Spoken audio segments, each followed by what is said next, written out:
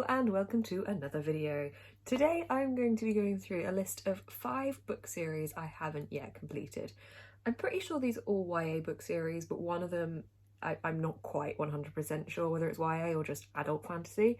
So we'll say here's 5 YA-ish book series I haven't yet completed and the reasons why. We'll start off with the first book that I'm not too sure whether it's YA or adult, and that is Daughter of Smoke and Bone by Laini Taylor.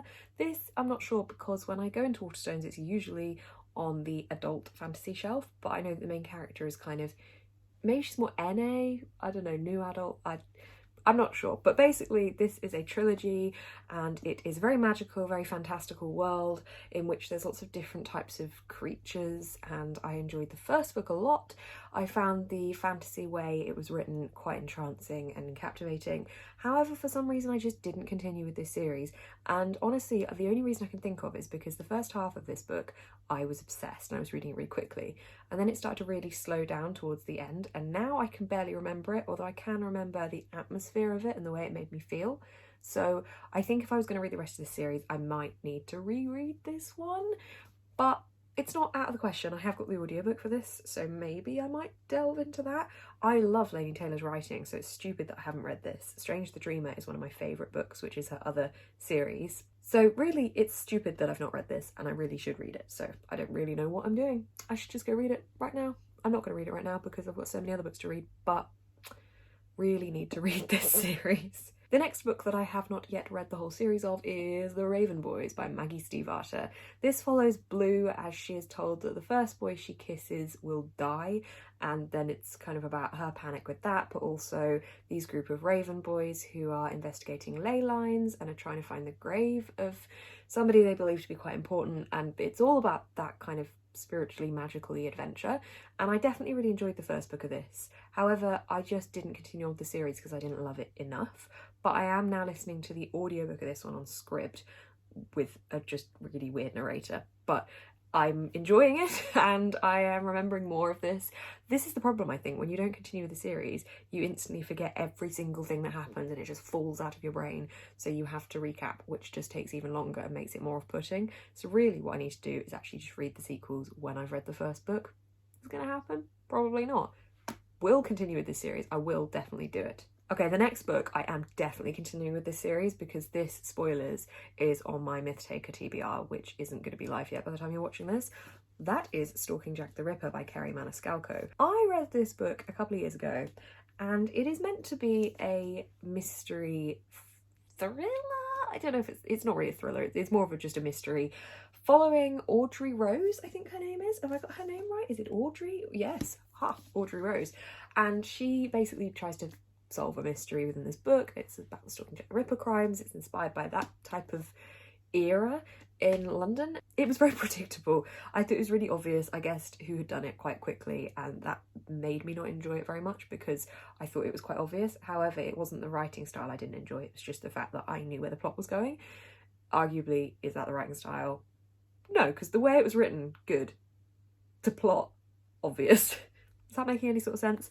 However, I have been told that if I continue with this series, it does get a lot better and the plot becomes a lot harder to guess. And apparently the next one in the series, which is something about hunting Prince Dracula, that apparently is much more of an enticing mystery.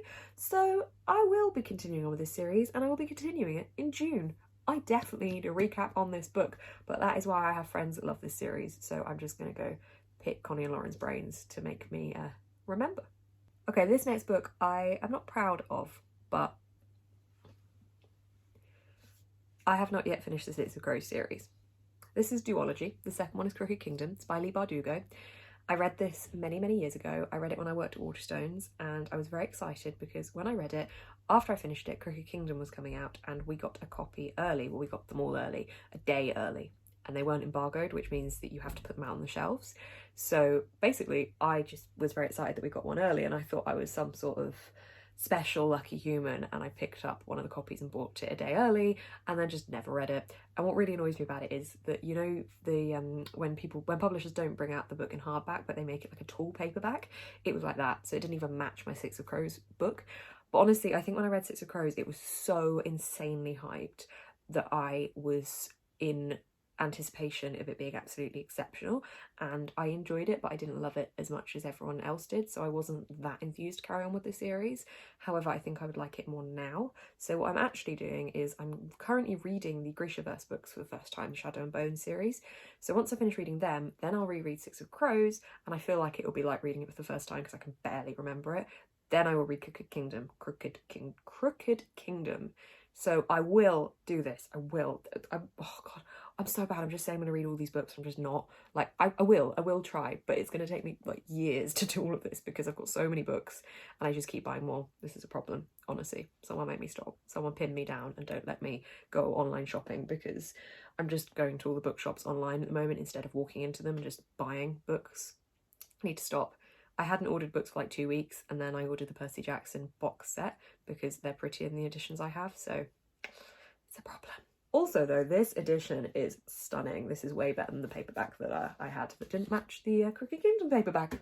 So next up, we have got the last book of the 5-book series that I have not yet continued with.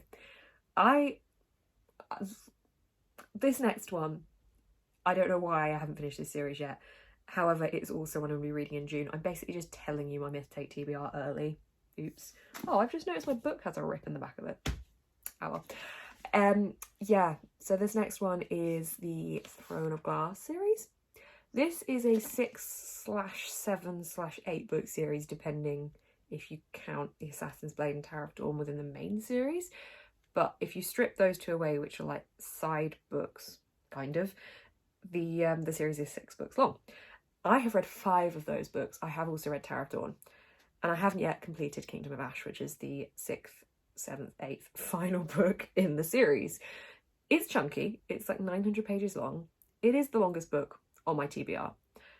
And the only reason I haven't read it yet is because I binge read the last 3 books in this series before Empire of Storms came out, because I was going to the Sarah J Maas event in Bath for Empire of Storms, and I wanted to have read them all by the time I saw her, in case she spoiled it. So I read them in the space of a week, I think. They're big books, like they are chunky, so to read them that quickly almost burnt me out, I think, and I think I then screwed myself over because I didn't space them out. So then when it came to Kingdom of Ash coming out, I wasn't quite as bothered about the series anymore, and I much prefer the ACOTAR series or House of Earth and Blood by Sarah J Maas.